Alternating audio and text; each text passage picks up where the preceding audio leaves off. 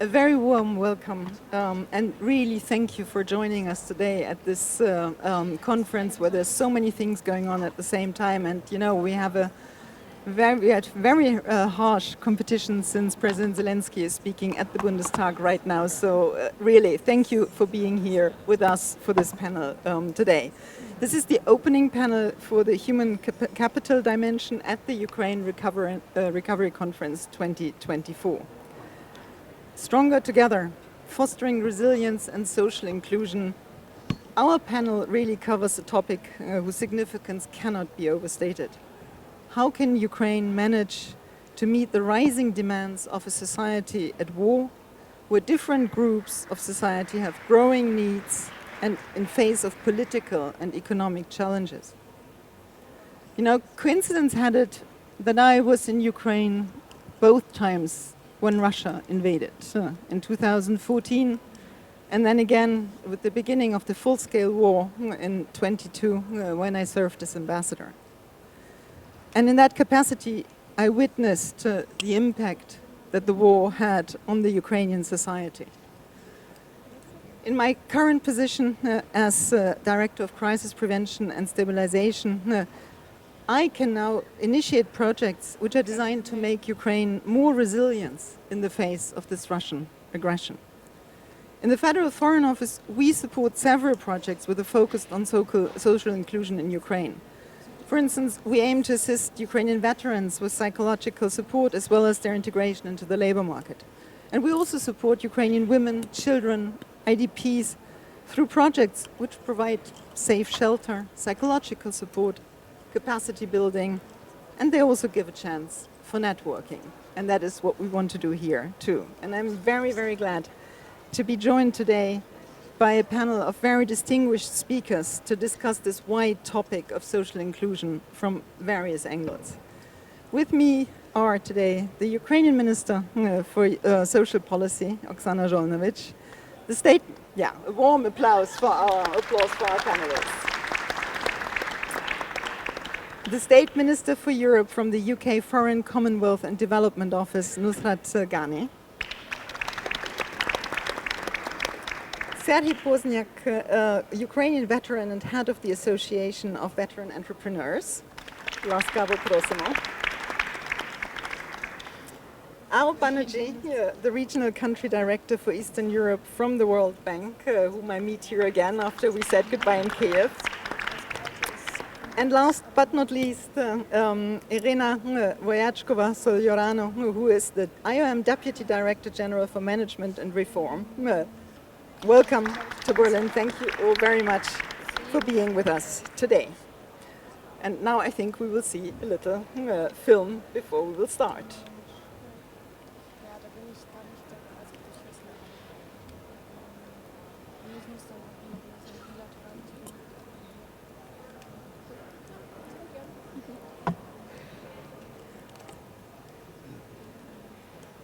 Okay, technical problems everywhere, but my colleague is now seeing that the film will start. Here we go.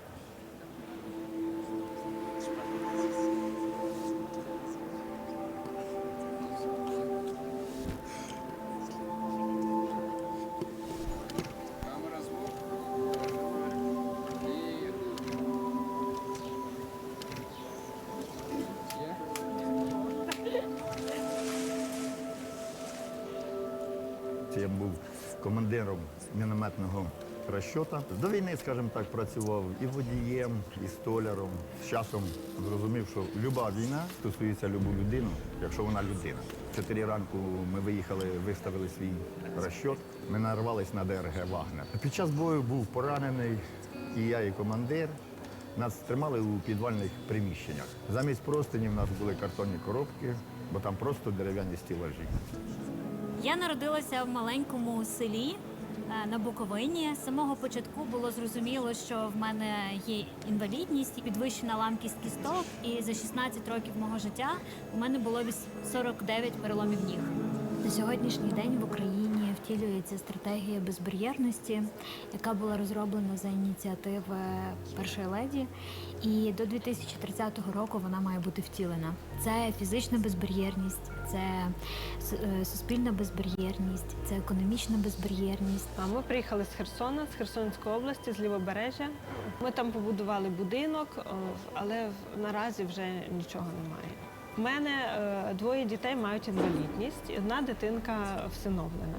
Мої діти не ходять, вони візочники, але розумово вони збережені, вони навчаються в школі.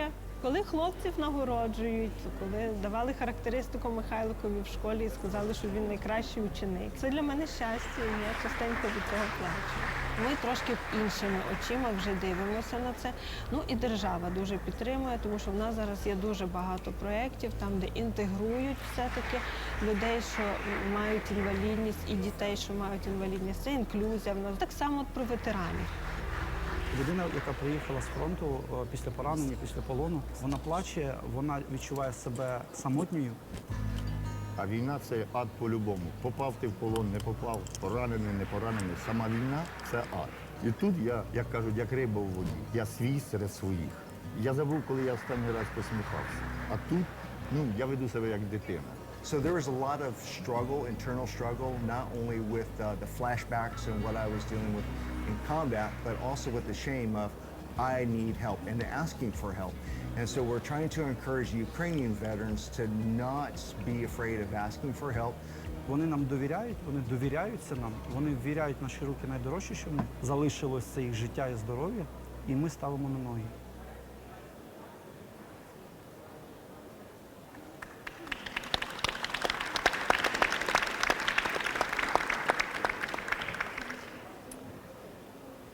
Minister Zsolnowicz, dear Pani Oksana, you showed us this short introductory video where we could catch a glimpse of the realities today of different groups in society and what they are facing. You were also present last year at the URC in London, and since then a lot has happened, and I understand your ministry also further adapted the system of social policy to the reality of a society at war now for an incredible 839 days. Pani Oksana. And I think you have a presentation to show us at this. Please, go ahead.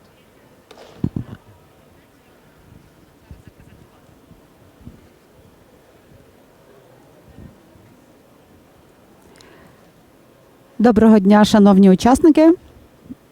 Я буду представляти свій спіч українською. Distinguished participants, I will be speaking in Ukrainian.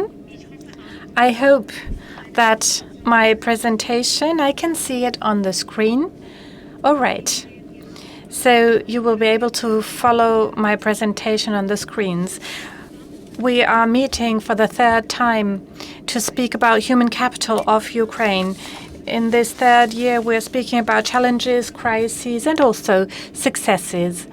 But today I would like to highlight that the most important thing is that we stand. We need to become a better version of ourselves. We are running a marathon, and at the same time we're sprinting because we're fighting. We are fighting not only against the enemy, we are also overcoming our own fears, our lack of faith, and we're trying to catch up on our technology gap. We are trying to develop new policies. We learn new things. We are trying to take care of our health, and we are becoming stronger. We are turning reality and the sad realities into good realities. We have to. So we leave behind outdated practices from the Soviet era when it comes to the social area. We no longer just provide money. We are building up a digital infrastructure in the field of social policies. We are working on developing a services market, an insurance market of high quality. We are providing good quality rehabilitation offers and work on the reintegration of our people. And the most important point is what we want to reach today is build a resilient community that is a people that has its own identity, that will never again allow somebody to attack us. And although you've seen the challenges we have to overcome, and more suffering is added to that, suffering by the people of Ukraine, but we won't stop. We won't take a break. We have a strategy for demographic development, a complex one. We want to become a country where people will be happy to return, where people want to live. We want other countries to see us as a partner and engage in relations with us. We are fostering our mental health. And for the first time, there is a multidisciplinary rehabilitation scheme in Ukraine. New technologies are being developed in Ukraine. More than 100 companies are working on that market in a transparent way. We are also trying to take care of our mental health. Mental health is a crucial thing. Ukraine's First Lady has helped to initiate a system of support. It's called How Are You? This is a project about resilience, mental health support at the grassroots level. And since this year, we've had this public service available to people. 200 municipalities have already engaged in that project and are offering it.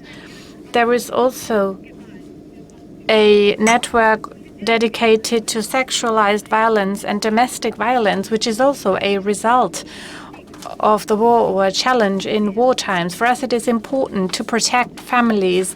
Children need to grow up in their homes, at home, and that's the best investment in our human capital.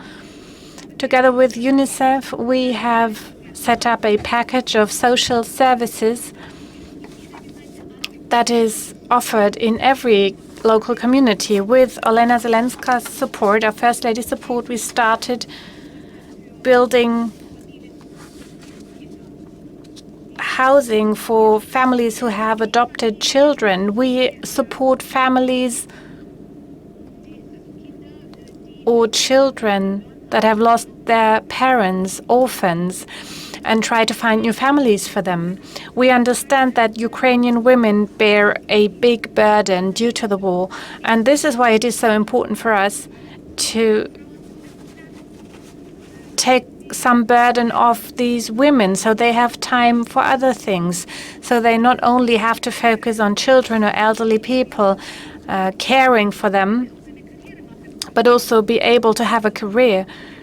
So a culture of actively thinking in the long term is something that we cultivate in Ukraine. We have to start from a solidarity-based pension system, but people have to be able to make savings as well. Transparency, speedy progress, reducing expenditure. This is something we want to achieve through digitalization. Everything that can be digitalized should be digitalized, and that's what we're doing. We believe that this will help us to tap the potential of every individual Ukrainian that is providing services that people need and helping every individual to come out of this crisis and become independent. But of course, In war times, we cannot do this alone. So I'm very grateful to be able to present a joint strategy to you today, a partnership for social inclusion together with the government of the UK, with the EU, the World Bank and UNICEF. I appeal to other partners as well to engage so that we can work on inclusion and renewal together so that you can help us to strengthen our resilience. I would like to thank all partners who have already provided support. Thanks to their commitment, we are able to tackle the challenges I just mentioned. I would also like to call on everyone to invest into human capital in Ukraine. It is also about Europe's security and about security in the world. This is about high-quality products. It's about innovative models that will allow everyone to feel better and to develop. Thank you very much for your attention and for your support. Audience, there will be 6 other panels in this cluster of human capital, and some of the fields that Oksana mentioned will be looked into much more intensely in the today and tomorrow. So thank you. I will now come to Serhii Pozniak. Serhii, you are a veteran as well as the chairman of the Association of Veteran Entrepreneurs. Could you share with us your personal experience with the Ukrainian social service system? And given the current situation, what are the most pressing requirements of veterans in Ukraine today? Where do you see best practices, but also the very specific challenges in the support landscape for veterans? Serhii, please.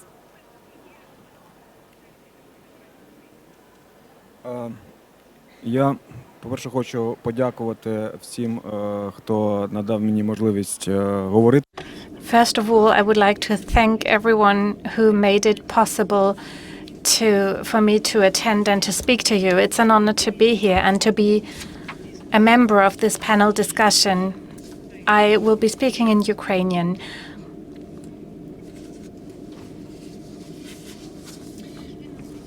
I'm a veteran of an anti-terrorist operation. On the 24th,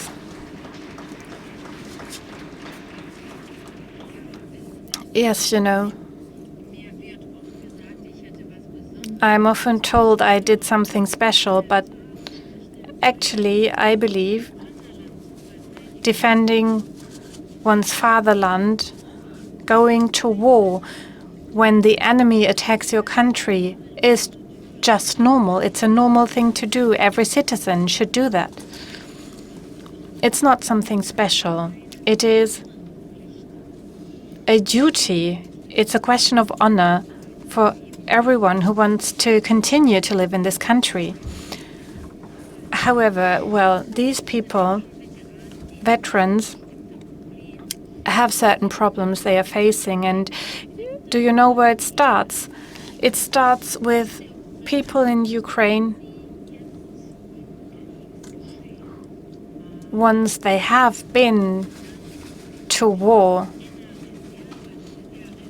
they become part of the reserve, so the reserve forces. So any upcoming war, and I'm sure, I'm absolutely certain, and the likelihood is very high. Many people from the reserve number 1 will be called to join the military forces again. And what happens when they come back after a year or 2? Will you be healthy? Well, and then you start anew. You start from scratch. Entrepreneurship, you start from scratch. You're looking for a job, start from scratch. personal relations, you start from scratch. I understand like no one else what it means to come back after war, after having served on the front lines. And luckily, my wife, she is a saint. She really understands what it means. I'm the father of 4 children. 3 of them are small, so I wouldn't have had to join the military. However, just imagine, how does a person feel when he comes back? You come back and you end up with nothing. You start from scratch. I'm a veteran. I continue to be part of the National Guard. I'm an entrepreneur. I'm a corporal, a second lieutenant. So I have injuries, and some think they are terrible, but I think it's fine. I've been through everything. I've seen it all. Resuscitation, being in bed for a long time, working with crutches, being in a wheelchair and a prosthesis in the end. So I've seen everything a veteran can go through. And it's not something I've heard from someone. I've really experienced it firsthand. So working with social institutions really improved a lot, starting with military units to the spread of information to soldiers. They receive a lot of information about services available to them. And we have moved away from this paternalistic system we had in the past. I think this high-quality strategy will be implemented, and it will help our soldiers to get information.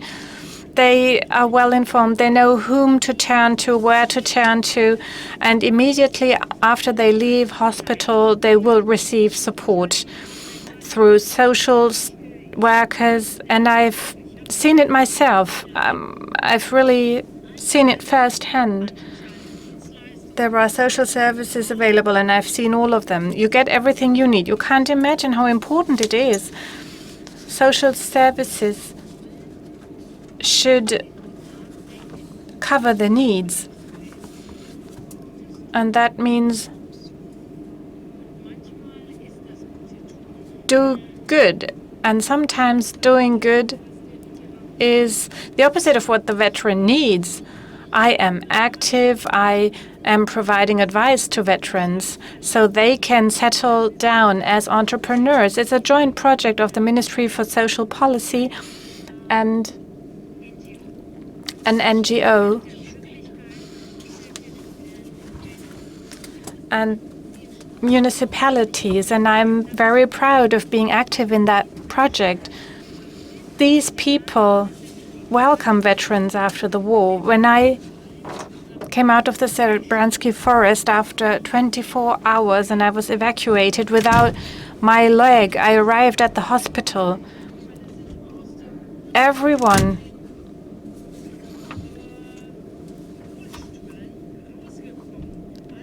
was carried out of the bus and wheeled away in a wheelchair, and I was there by myself in November. It was cold, so I'm there on my own. Nobody was there to assist me, and I was lying on that stretcher, and I felt so lonely. Later in Kiev, at the hospital, I was welcomed. My commander was there. There are organizations who are dealing with. My colonel was there. Everybody was there. People to support veterans, the Ministry for Social Policy. So the people who welcome veterans after the war are so important. And you cannot imagine how important it is to see these people going through new vocational training, undergoing medical treatment. So you get information on everything that is available to you. And the European experience cannot be overestimated. We need to learn from that experience. We need to turn it into success stories. So this is the experience I can pass on. Minister Yanin Nostan, how can Ukraine's international partners support the Ukrainian government in their ambition for social recovery? And how can donors and development partners improve their coordination in this agenda? Oh, thank you. I think this is on. Good, wonderful. Well, thank you so much. It's a pleasure to be on this panel with experts, with a wonderful minister, but actually following our vet, Sergey, I'm not sure what more I can say. Sergey, you talked about defending your country, but the reality is that you're defending all of our countries from a dictator, and we are incredibly grateful for your service. Thank you so much.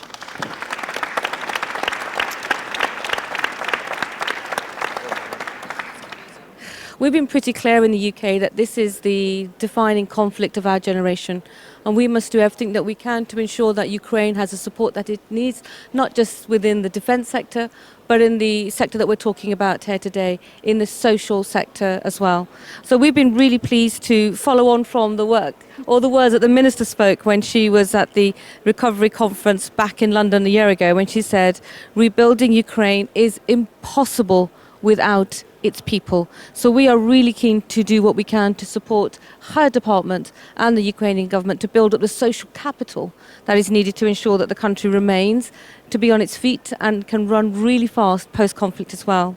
So as we know, today in the worst circumstances, Ukrainians from all walks of life are demonstrating incredible bravery and resilience, fighting for a better future for their families, communities and their country. We are united in their support for them and for a brighter future for Ukraine, which all citizens can achieve their rights and potential, a future where no one is left behind. This isn't just about gender or about veterans, with people who have issues with accessibility and disability as well, which was shown so beautifully in the video earlier on.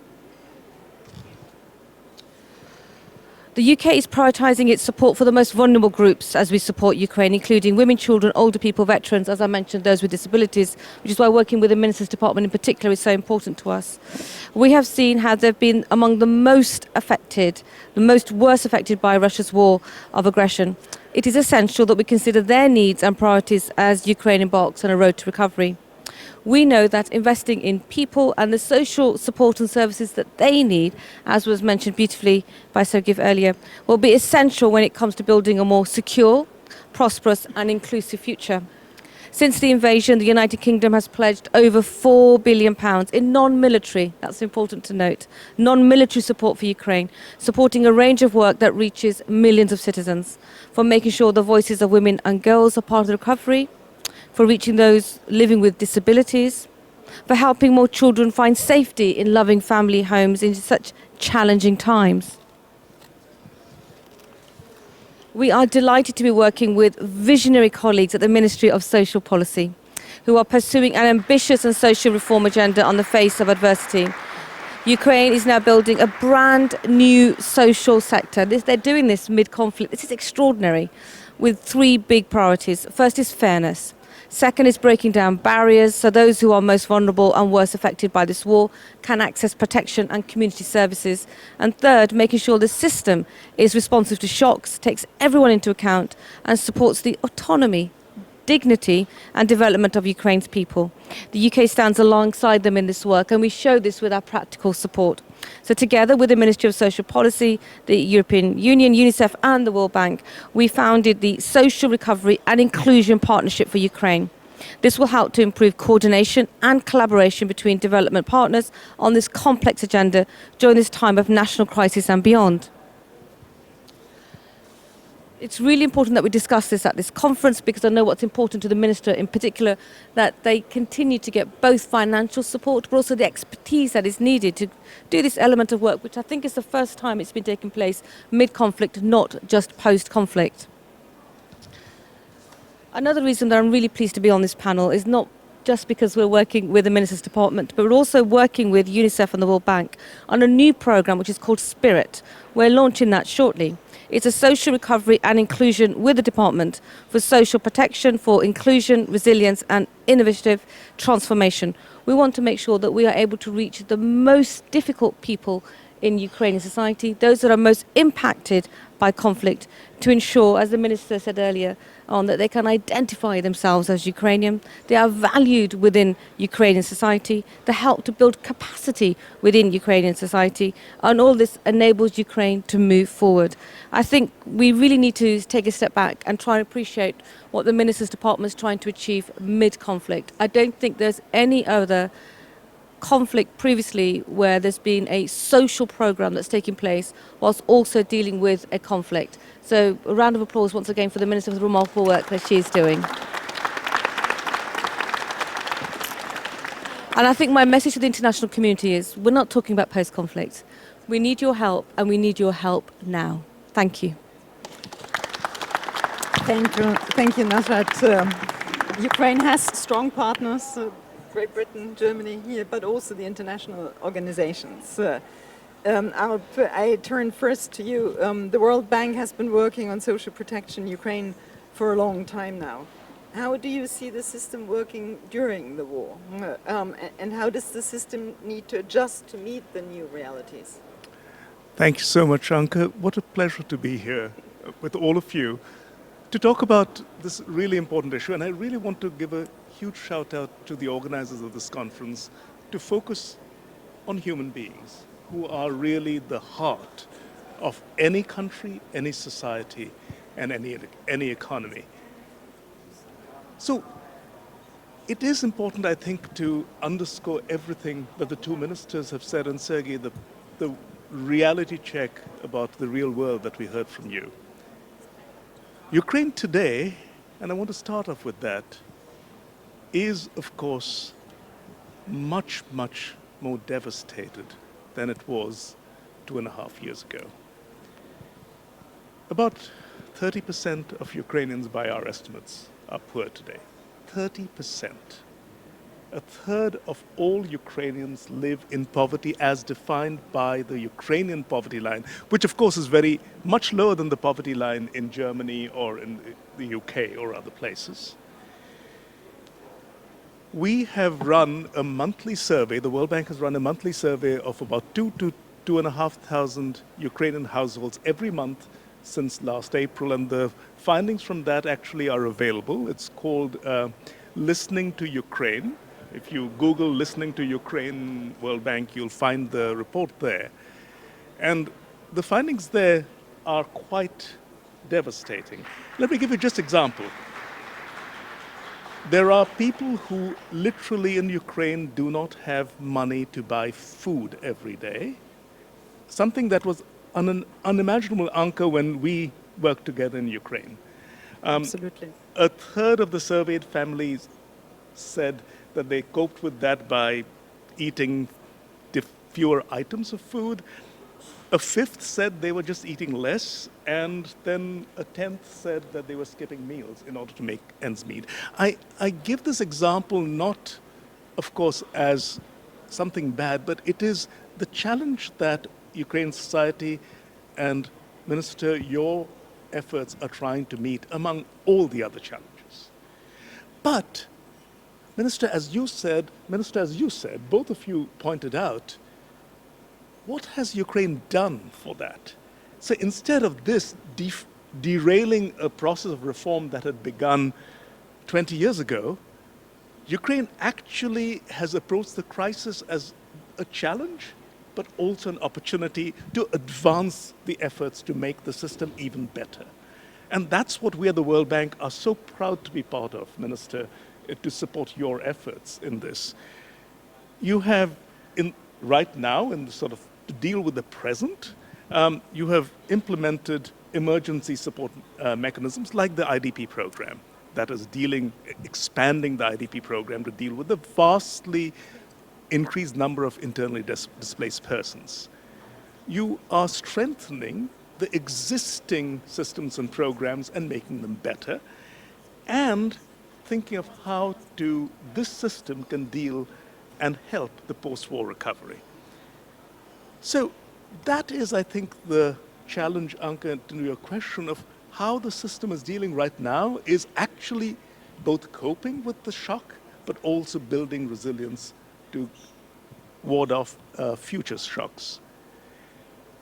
So there are some remarkable findings in the survey, something that is not news to the minister and many of you working there, but probably news to all of you. In Ukraine today, despite all these challenges, our survey finds that 97% of old age pensions continue to be paid on time. 85% of social assistance welfare payments to the poorest are delivered on time. 100% is delivered, 85% is delivered on time. We estimate that without this continued expanded and timely payments, the poverty would have risen above 38% by today. So 30% today, 8% increase. So just this timely payment of benefits has decreased poverty in Ukraine by 8%. These percentage numbers don't mean much, right? Let me give it to you a number of people. An additional 3 million more Ukrainians would have been poor if the ministry and the government had not supported the Ukrainians through these timely payments. Of the payments, old age pensions are particularly important for poverty, something that is not easily understood by all, but it's important. 60% of the incomes of the poorest families in Ukraine are made up of old age pensions, compared to about 30% for the richest. The IDP assistance program that I mentioned has been quickly expanded. It initially covered a little over 400,000 people. Now it expanded to support 2.5 million beneficiaries annually. But at the same time, after that initial expansion, what the Ukrainian authorities did was to fine-tune it further. So now there are a series of measures that were introduced starting from 2023, including a means and assets test, so that the resources are flowing now to those most in need. Not just every IDP because of the restricted fiscal resources, but really targeting to those most in need. I can go on and on, but I won't in the interest of time. But I want to make two last points. First, I fully agree that one of the biggest challenges that is facing Ukraine today and will face Ukraine in the years to come, tragically, is going to be the huge increase in those who are facing disabilities and struggling with disabilities. So Ukraine is actually thinking very hard and working with all the partners, including us, to think about how to improve both dealing with those who are disabled and are facing challenges, but also how to reintegrate them with dignity and opportunity into the workforce. And that is, I think, one of the most important challenges that we all need to support Ukraine on. And finally, as the minister mentioned, all of this is made possible by one of the many extraordinary things that Ukraine has that many other countries don't, is a thoroughly digitized system. A thoroughly digitized system of payment of transfers, so that despite the war, the old lady who is in a remote area, perhaps under combat, regularly every month receives a pension in her bank account that she can go and withdraw. And that, I think, is what Ukraine can do. It is transparent, it is secure, it is protected from corruption, and it goes to the most in need. And that, Minister, I want to applaud you and all your colleagues for, and the nation of Ukraine. Thank you.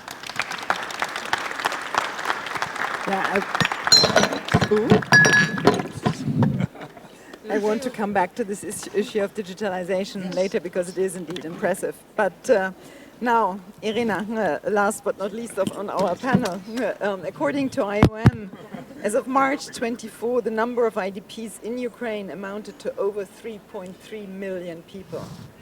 There are a number of good practices set up by the government as well as partners to address the needs of these people affected by the war. Can you share your perspective on how Ukraine can capitalize on such practices, especially in the field of IDPs and refugees? Thank you, and thank you for inviting IOM to this round. And it's an honor to be here with such distinguished panelists. For IOM, our commitment to the Ukraine goes a long way. And we have opened our first presence in the Ukraine in 1996. And at that time, we were brought in by the government to look at all the migrants that are coming in and how to deal with migration. I remember that. And and since then, many people came and left the Ukraine. And so we were in the Ukraine for a long, long time. And then when the disaster hit, we were ready. We were ready to help because we had all the partners on the ground. And our presence in most of the large municipalities has definitely paid off, because the displacement that all of you have mentioned is horrendous. And on one hand is the displaced people, on the other hand is the veterans that need recovery and that need all the social assistance that they can get, but also the economic assistance. So for us, the work that we do, and we are a very operational organization, we implement things ourselves, all the projects that we do, which is looking especially at stabilizing municipalities, and especially in times of conflict, where there is a lot of fear, where there is a lot of challenges, as we said. Is it food? Is it energy? Is it water? Where people don't know what will happen the next day. Is to stabilize local communities is absolutely crucial, because this is where people help each other. And while I'm here today, I met several of the mayors. And while the minister has the responsibility for the whole country, is the mayors that have the people knocking every day at their door and saying, will we have electricity? Will we have water? Will there be some food tomorrow in the shops? So our support to especially the affected municipalities is there. And naturally we cannot do that alone. It is with the support of Germany, UK, 25 different donors from all over the world that feel committed to the Ukraine are supporting our activities. So it is taking care of the internally displaced people, taking care of veterans that need very similar assistance like IDPs, but also taking care of returnees that are coming back. And we have many returnees that come back. So it is stabilizing communities with what we do together with other UN agencies that from different aspects, is it health, is it children, education, we are all working together to make sure that communities feel safe and are stable. And we hope that we will have more and more communities where we can say that we have achieved that together. Thank you. Yeah, thank you, Irina. I actually visited IOM projects when I came back to Ukraine in May 22, first of the trips I did in Ukraine then, and it was impressive what you did, and I'm very proud that now we're implementing a program which will now enter in its second phase for another more than 4 million euros on psychological support for veterans, for helping the families of veterans also. This is really on all the levels of society, national, local, and civil society. So I'm really, really proud of that. I will now come to a second round, perhaps a little bit quicker, so that we can also give the audience the opportunity to ask questions. Oksana, I already said the one field where Ukraine is really far ahead of Germany is digitalization. And your app, DIA, has always impressed me. And I wish we had something like that in Germany. Can you tell us perhaps a few more examples how this has helped you in your work offering social services during the war? Дякую. Справді, коли в тебе є Yeah, thank you very much.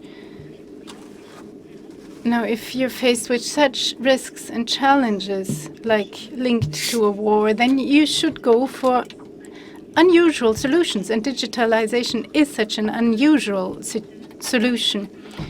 One example, to ensure that every citizen gets his or her pension, old age pension paid where he or she is, and the same is true for people who get other forms of social support. In the past, you had to go to the authorities, local authorities, fill out forms. But what can you do now when you're displaced or when you're even abroad?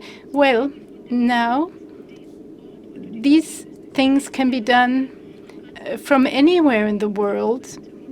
It's no longer linked to being in your own municipality. You can fill in your forms from wherever you are. And when a form is submitted online, then the people, the staff and the authorities will deal immediately with it. Now, a service that's very important right now is support for accommodation, social support, paying electricity fees. Electricity prices have gone up. People aren't able to pay the electricity fees, and they need support. So now we're in a situation where we can analyze the incomes of people, and 50,000 people have actively been invited by us, by the administration, informing them that they're eligible for support and subventions. So these people simply need to agree, say, okay, I would very much like to accept these payments, and then things start moving. We have the same for families volunteering to take in children. Citizens can see online what they're eligible for. So these are certain things we're already doing. There are other things one could introduce. It helps us. It gives us information. It's very transparent, and it's manageable. So the funds we receive from donor organizations are traceable. And the large organization doing audits, they are in Ukraine. They can get access to these systems, and they actually have the access and can trace and follow what we're doing. Your biggest concerns is the question of how to bring back veterans into the workforce, but also how to create the conditions in Ukraine so that refugees come back and help rebuild your country. So what does it need to make this happen? Я ще трішки продовжу. Well, maybe I can add something to what was said about digitalization. Just recently, a new service was introduced, a new sort of ID card for someone who's been in combat. Now, I'm an entrepreneur. I have 2 companies in the financial area. For 25 years, I've had these companies. So I'm very busy, actually. And it's very helpful for me to be able to sign documents electronically. While I was in combat, then I tried to get online during night, for instance. You try to do your work online. You try to make sure your business is running. So this is an important factor, which is helpful for veterans, and it helps veterans to reintegrate into society. We should all forget the thesis that veterans should integrate into society. There are so many people who have war experience, and that means society needs to change. Society needs to adjust to this changed reality. The society needs to adjust to the people who are returning from war. Europe needs to change. The whole world needs to adjust. Needs to adjust to these people with war experience. A key factor for reintegration and return of people into Ukraine, of people who have left Ukraine, and ensuring social cohesion among society and members of the military, that an important issue is to support returnees. They have to be safe. They have to be sure that if they were an entrepreneur before they left, that they can do the same thing again, that they can compete with the ones who did not leave the country or who did not go to war. If you go to war, you leave your business, and of course your company's at risk. When people return from combat and maybe they've lost a leg, they've lost an arm, his company looks the same. It's lost customers, it's lost orders, etc. So the society needs to understand that a soldier did his job.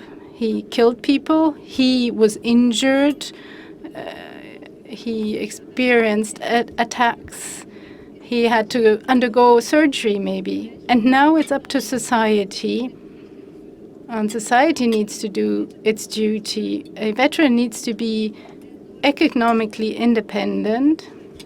He should do the same thing he did before he went to war. So he should be able to work in the same trade. If somebody was an entrepreneur before going to war, then he should be able to work as an entrepreneur when he returns.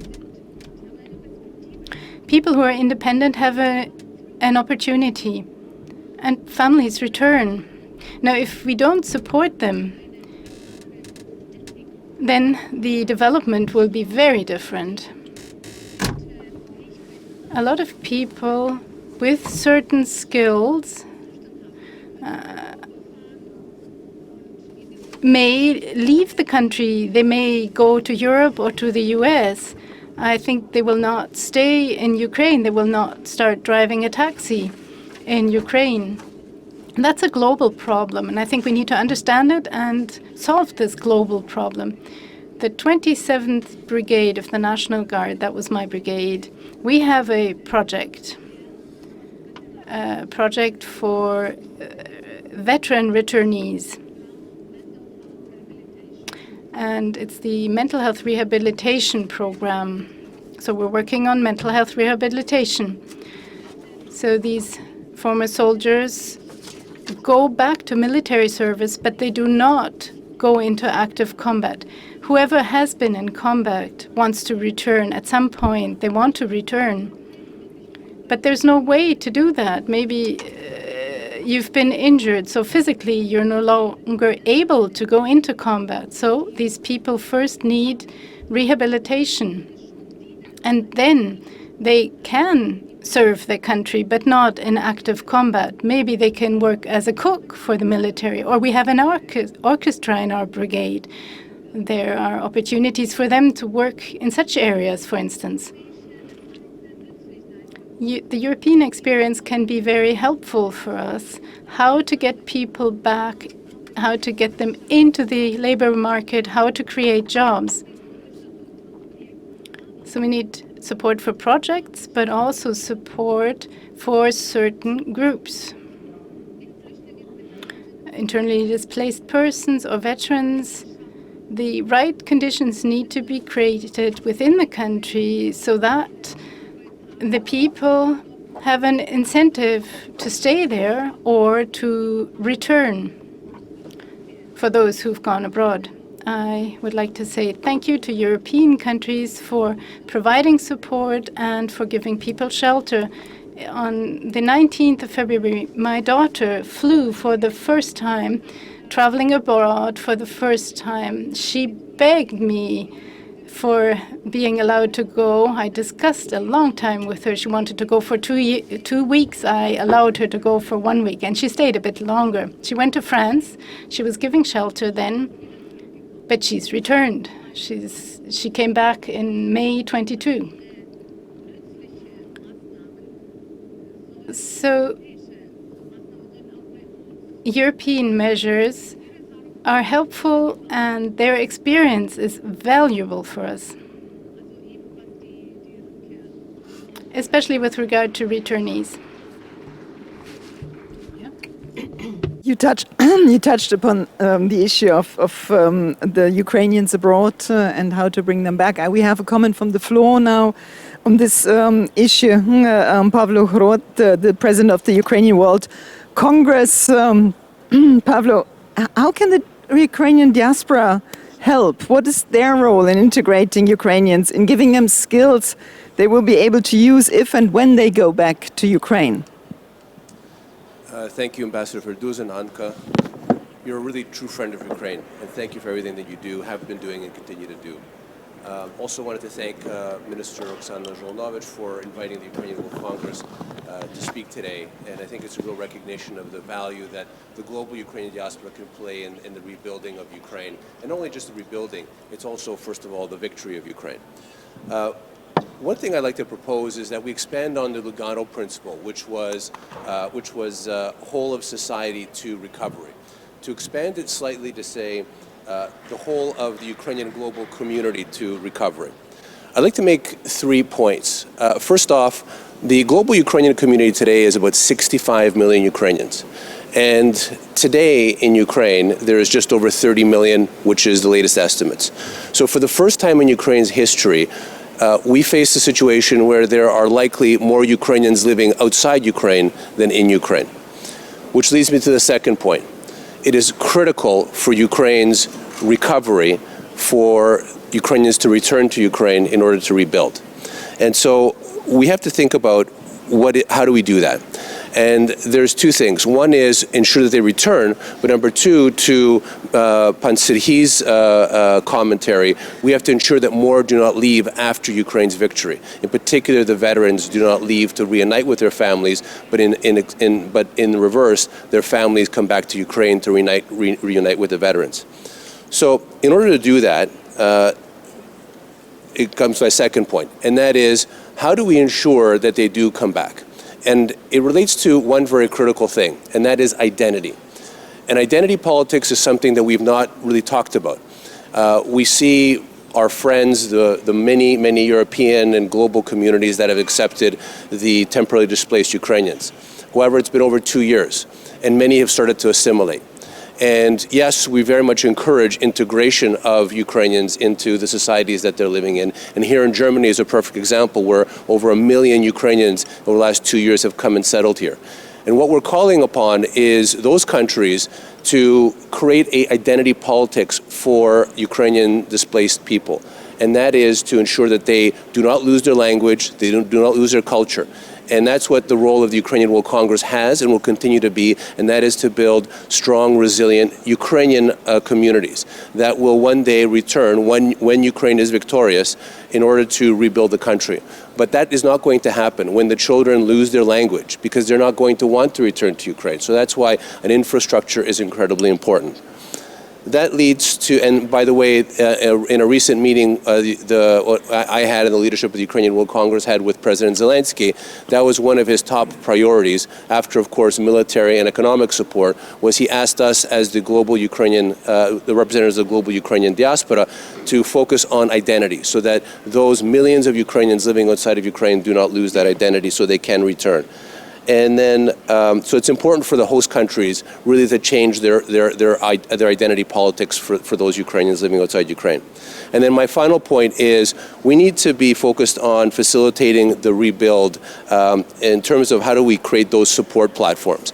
And one thing that the Ukrainian World Congress has been doing and continues to do is to create business associations, chambers of commerce that will, in order to be able to educate those Ukrainians that have left Ukraine on how to run businesses, on how to be those professionals who are going to return to Ukraine. Ukraine will need lots of doctors, they'll need lots of engineers, they'll need lots of entrepreneurs, they'll need people who can build those small, medium-sized enterprises, because that's going to be critical. Here at the Recovery Conference, we tend to focus on the big companies. But if I'm going to provide an example for Ukraine, it's really around small and medium-sized enterprises. And if we look at a country that I grew up in, Canada, which is today similar in terms of population to Ukraine, where you look at over 50% of Canada's GDP comes from small, medium enterprises. Small, medium enterprises employ almost 70% of Canadians. So that's a really important aspect that we really need to be looking at, and that's something that the global Ukrainian community can certainly be an active role in.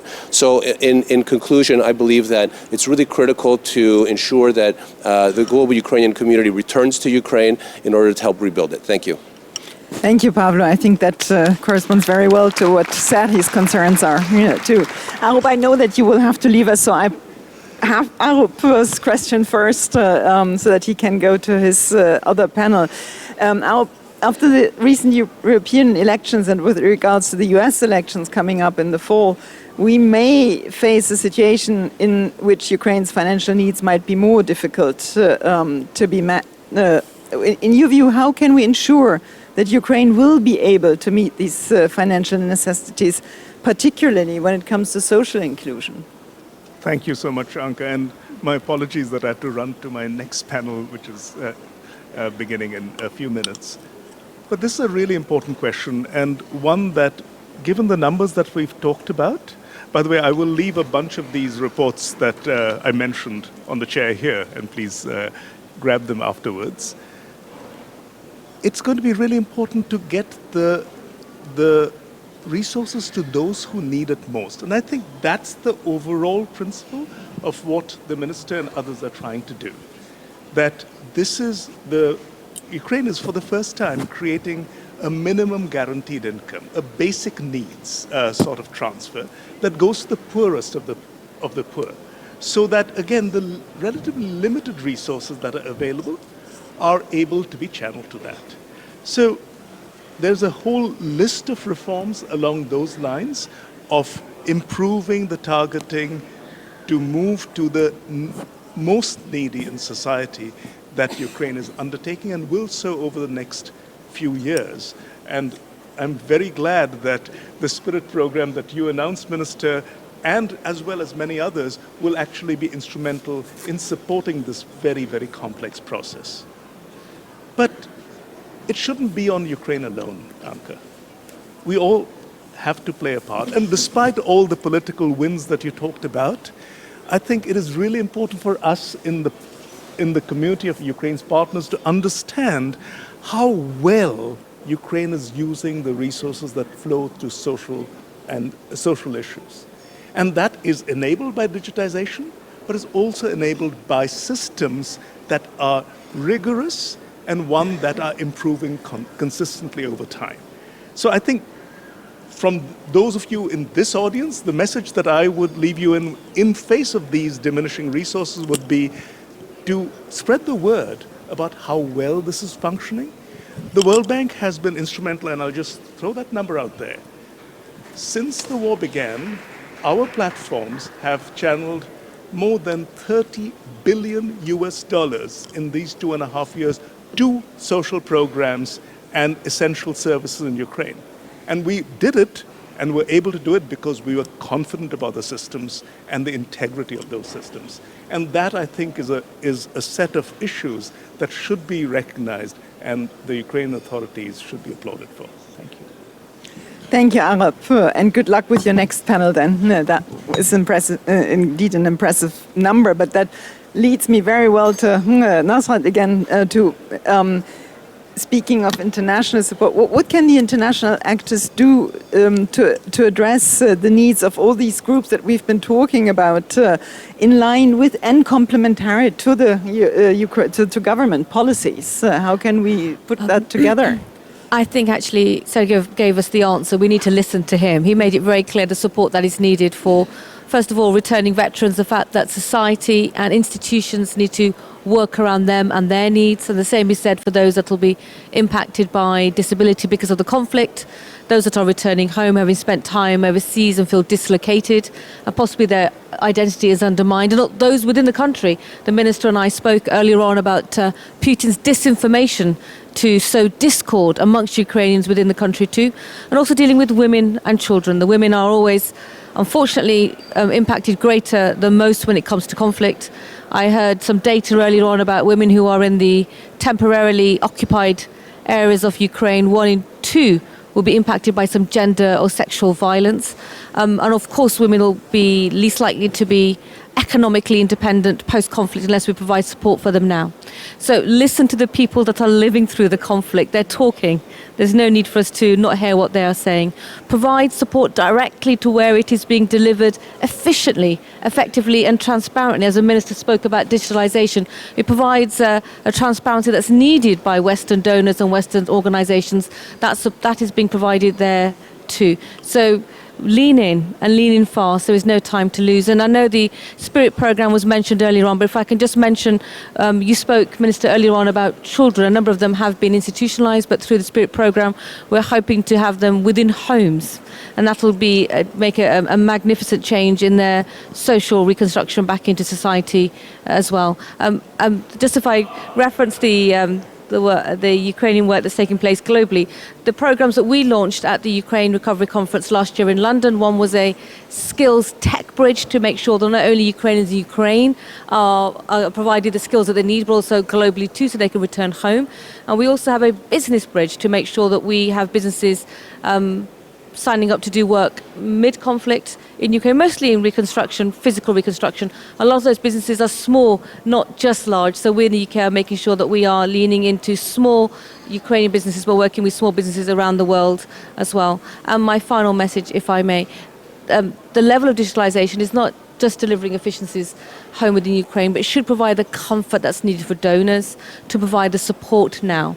Because the departments within Ukraine that we work with are incredibly nimble in providing the information that we need.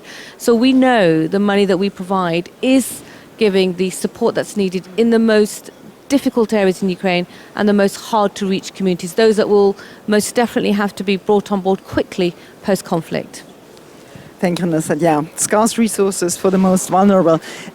This program you mentioned, Spirit, I think you do that together with UNICEF and UNICEF, World Bank, and the Minister's Department as well. It is fundamentally looking at social reforms. If I may, because I have a floor for a moment, it'll be remiss of me not to talk about the new program that we launched just yesterday, I believe, for female veterans returning back from conflict who may or may not have a disability, may or may not have some sort of psychological support that they need. But we, through our Women, Peace and Security program, are providing support for female Ukrainian vets as well. Thank you. What I wanted to do was to give the opportunity to the UNICEF representative, Regina Dominitsis, if there she is, I'm sorry, to perhaps briefly tell us what their role in this work is. Thank you. Yeah, but first of all, thank you so much for the inspiring panel. It has been said already that this war has hit especially the most vulnerable, and children are amongst those, although a critical and strategic group for the recovery of the country.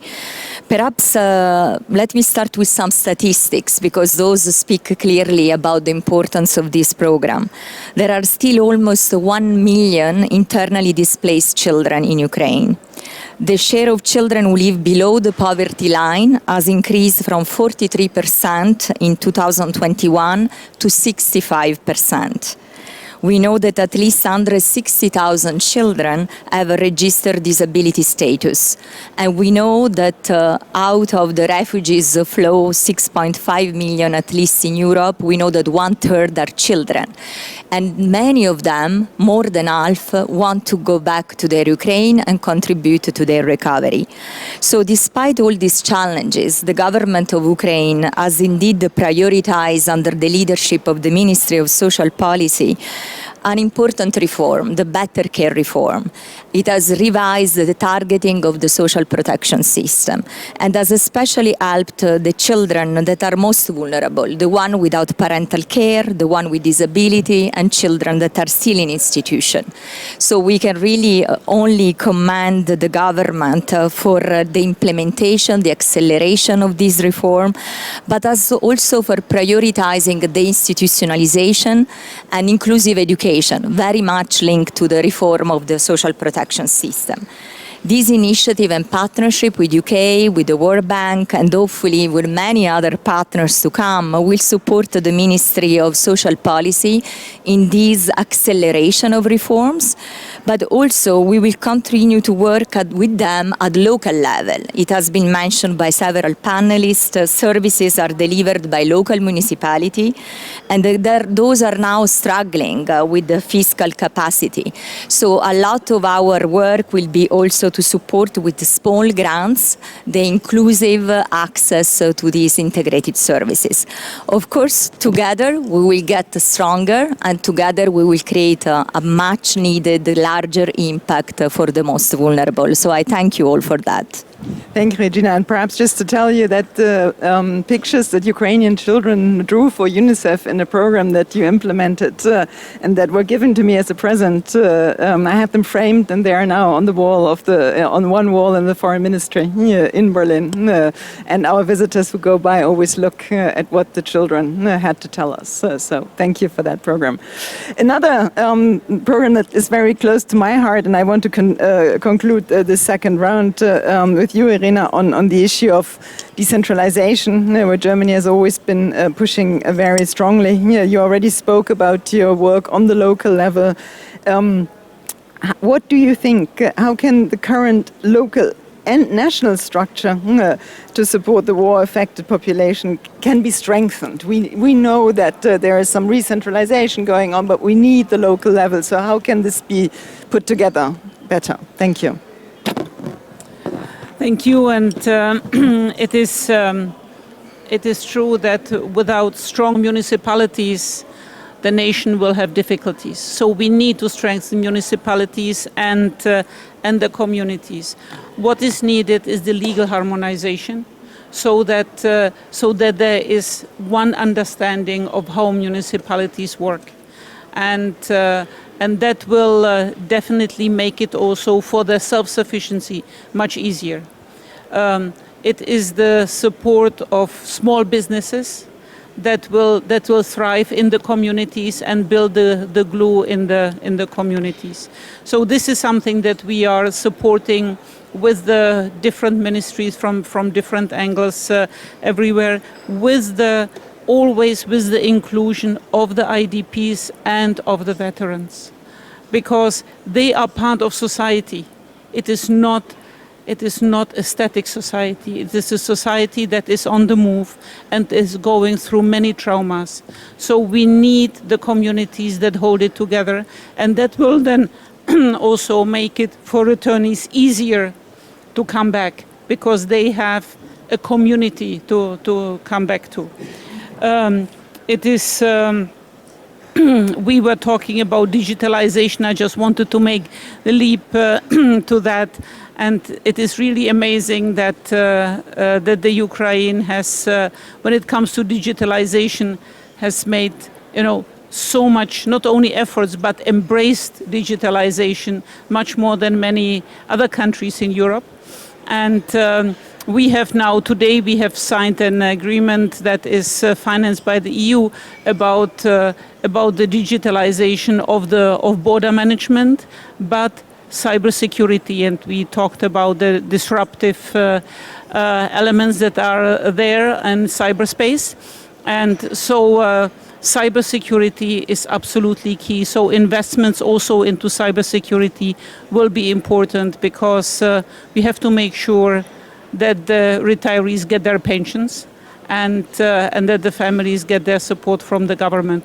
So we are looking at cybersecurity at borders and making sure that the people can flow, but also that goods can flow, and that all the recovery plans that are there, that actually they can cross the border smoothly and can reach the municipalities that they have to reach. Thank you, Irina. Please stay seated. Listen, our time is over, but I do want to also turn to those who sit in the back of us. We hadn't expected so many of you. When we started, it looked as if this would be enough. So I'm sorry that you saw our backs, and I did want to turn to you at least once. I know that we might have a few more minutes before they kick us out of this room, so perhaps I can give the word to the audience for 2 questions to whoever you want to ask the question to.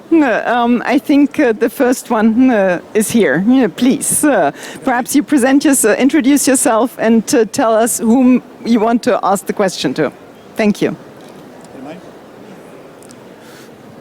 Thank you. Thank you very much, Mrs. It has been a very interesting panel. My name is Torkild Olesen. I'm representing the European Disability Forum, which is an organization that have 100 million people as members all over Europe. We cooperate with Ukrainian disability organizations in programs, rehabilitation, and working on advocacy for persons with disabilities in Ukraine. We believe that, and together with our partners in Ukraine, we believe that it is very important that recovery in Ukraine also includes persons with disabilities. And I hear that the panelists are very agreed in that. What we think is that it also has to, and we have to remember the 2.7 million persons with disabilities who were there before the war broke out, and we have to have secure that they also are included. And what is our saying is that we can contribute to society as persons with disabilities. The Chancellor said, it's in the people. I say it's in the people, also the people with disabilities. So, dear ministers, how do we secure that Build Back Better can include ensure that persons with disabilities are included in accessibility, in social security, and in community-based rehabilitation, and I mean all persons with disabilities. Thank you for a very good conference. Thank you. I saw the minister taking the microphone. She also has to leave us soon. I do have another panel, so I'll make a contribution, then I'll leave. I know that the minister will have far more to say than I do. I know I spoke a bit about the gender issue, making sure that women were involved in decisions that were taken that impact their lives, and the same is the same for those with disabilities as well. I used to be the Minister for Industry within the UK, and I was responsible to co-chairing a task force with the Ukrainian Minister on building back the physical reconstruction of Ukraine. And we did indeed take into account people with disabilities. How could the physical spaces be developed better to allow them to have greater accessibility? How could we make sure that businesses were incorporating them in the future and present workforce? And also looking at health and education sectors too. I just wanted to give some comfort to the gentleman that when we spoke about building back, we also took into account disabilities as well. And no doubt that work will continue with the Minister's Department going forward. And forgive me, I will have to leave before everyone else's contributions, but thank you so much for allowing me to participate. Forgive us for taking so much time. One last question before we have to really, there are so many. I was pretty sure about that. The lady in yellow, perhaps? Or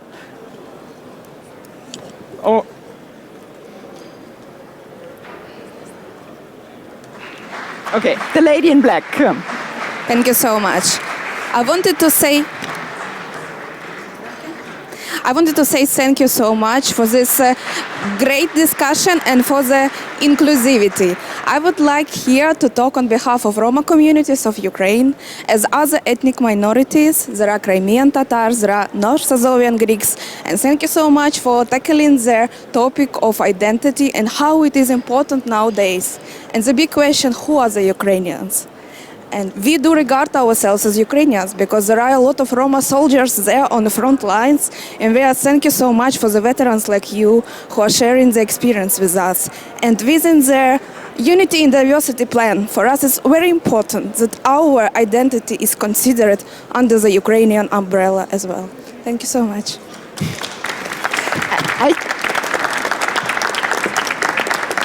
I think those were perfect words to finish this really interesting panel. I have learned really a lot, even though I know Ukraine very well, and I hope that was the same for you. Thank you all for coming, being here in such big number, and so sorry that we took such a lot of your time.